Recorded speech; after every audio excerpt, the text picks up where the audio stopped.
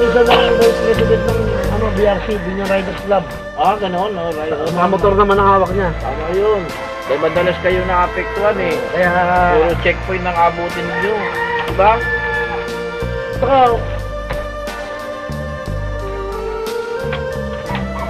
Tama ko ba yun? Oo, di ba? Nakita mo naman yung ano natin. Kahit pa ng checkpoint.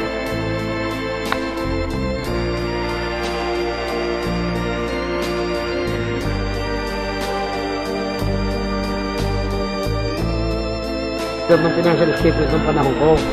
Kanila, ay sa amin din. Kasi tuwing mag-limit kami, iaayos na yung lahat ng turnover. Kasi ang turnover na lang sa kanya, yung sa treasurer, yung financial statement namin ng last term. Ngayon, tuwing magbibigay kami, kasi nga yung bata ni Governor, lagi na lang, pagka nalaman nyo na magkakasundo, gumagawa siya ng paraan para Dahil dito, ano naman ang karapatan ng ibang biyahe na hindi na tayo dito?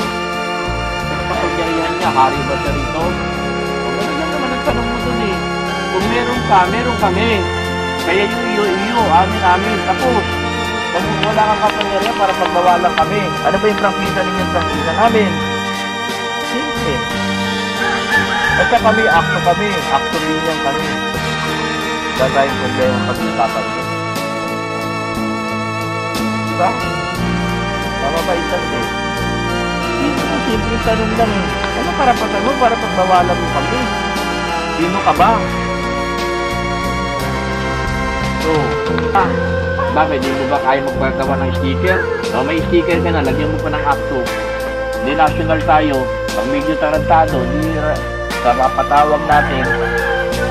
Ganun lang naman eh. Hindi ba tayo matakot kung nagtayo sila?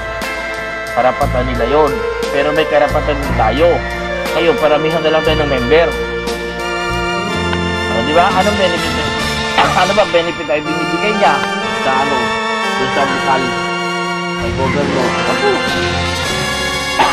Hindi na kayo benefit eh. Dahil lagyan mo ng malaking signboard. Ito yung samahan dito. Ang national president, ako muna. Di ba? Pero ikaw insan. Di ba? Sunod na. Akto, nakalagay doon ay Akto Laguna chapter. Di ba pare? Ibig sabihin, pagka nag-iba kami na pwede kami yung director namin sa kating. Kayo lang ha. Sino gusto ninyo? Walang babaguhin.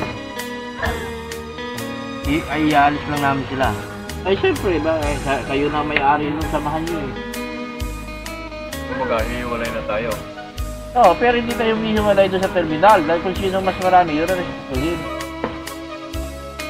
Uunahan na lang natin sa bayan ng... Syempre. Yun ang hindi nila alam. Kaya very importante, kung yan pa rin ang gagamitin natin, at kaya natin na mas magpilit, okay. Kung magagawa natin na bago, etc.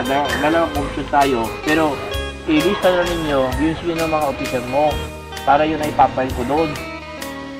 Tapusin kagad natin.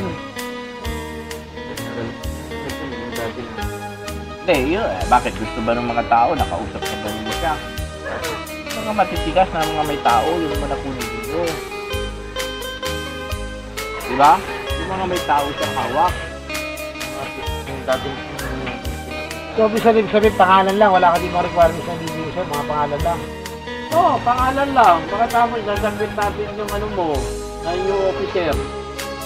Dahil binubuhay ninyo, dahil hindi nagsubmit yung mga ilang ng ilang taon, nang akala nung siya submit. Ano na rito natin doon? Baalala yung lawyer ko doon. Kami rin yung umpisa, hindi nakapag-submit. Ha? Kami rin yun. Okay lang yun. Ay, okay lang yun. Hindi kayo nagsubmit eh. Hindi magbago kayo ng pamunuan, yun pa rin ang gamitin yung pangalan. Kayo lang, mas sigura nga kung magbago kayo. Sa amin. So, pinito na lang natin na mabuhay yan. Mas maganda Para wala kang problema. Pag buhay. bigay mo sa akin yung mga line-up ninyo at ipapasok ko. Pag tinanggap ng gano'n yun, di anuhin natin.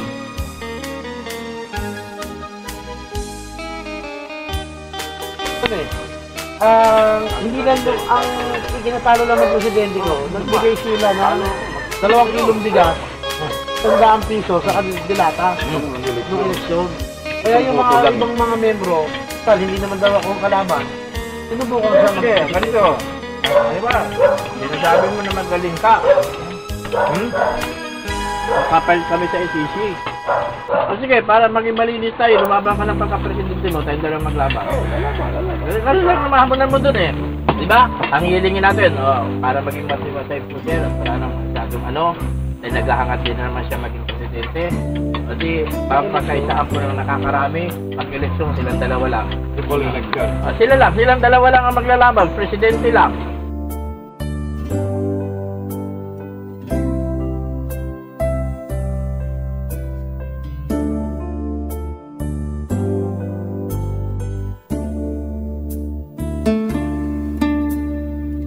Ng Pilipinas, may member ng ASO.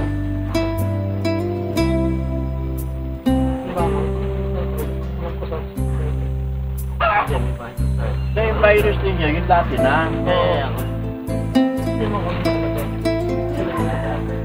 Tapos, amendahan na lang ninyo bagong kalakaran nyo.